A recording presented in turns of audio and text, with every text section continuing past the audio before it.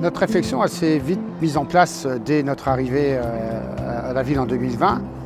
Nous étions à la tête d'un patrimoine assez ancien qui avait fait très peu l'objet de rénovation, notamment thermique. L'école Léo Blum est tout de suite venue en tête des priorités municipales parce que c'est un des établissements scolaires, j'entends bien scolaire, qui est la priorité au niveau des politiques municipales, et un des plus anciens bâtiments de la ville, très peu ou mal isolé.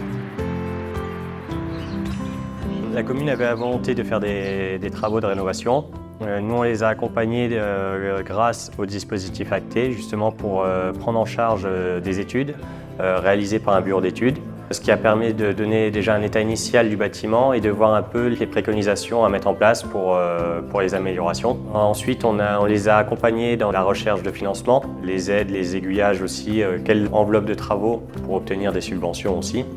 Sur la seule école Léon Blum, c'est 640 000 € qui ont été consacrés à la rénovation complète. Il y a eu des gros travaux faits l'été dernier, il y a un an. Sur le toit, l'isolation des murs, la chaudière, les huisseries ont été changées. Une isolation par laine de bois, donc environ 15 cm de laine de bois.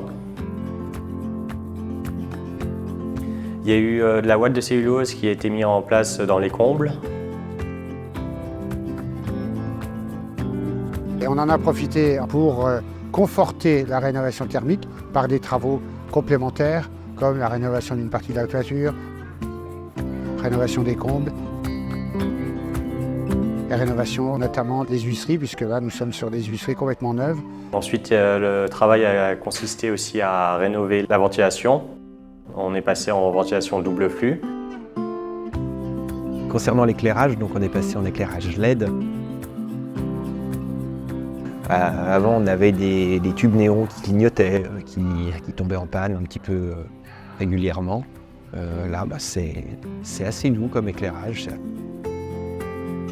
À ce jour, on a déjà réalisé plus de 45% d'économie d'énergie, alors que les travaux se sont terminés qu'en janvier 2023. Donc on a encore bon espoir sur l'usage et l'utilisation d'atteindre les 55% qui étaient prévus initialement.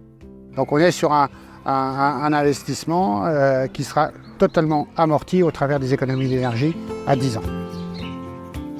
On a monté en partenariat avec Acté le dispositif Intracting. Donc c'est la Banque des Territoires qui a souhaité mettre en place un prêt à taux zéro auprès des collectivités. Ça veut dire qu'avec les économies d'énergie qu'on réalise, on va pouvoir rembourser la Banque des Territoires. Quand on commence à rentrer dans la logique intellectuelle du procédé, on s'aperçoit vite que ce qu'on dépense d'un côté, on peut l'économiser par ailleurs, tout en améliorant le confort et la qualité des bâtiments publics. Quand arrivent des périodes de canicule, cette VMC, elle nous rafraîchit l'air qui rentre avec celui qui sort. Au mois de juin, quand il a commencé à faire chaud, on a senti la différence où les autres années, en période de canicule, on préférait rester dehors plutôt que de revenir cuire à l'intérieur. Et là, on était pressé de rentrer pour... voilà, c'était bien, on venait travailler au moment où il faisait très très chaud dehors. J'invite toutes les collectivités à nous solliciter, à solliciter les économes de flux ou d'autres personnes qui peuvent les accompagner sur les territoires. S'ils ont des questions sur la rénovation énergétique, avoir un avis ou même des retours d'expérience, des fois ça peut être intéressant de savoir comment une commune s'y est prise et de se dire voilà, c'est faisable et puis on peut y arriver.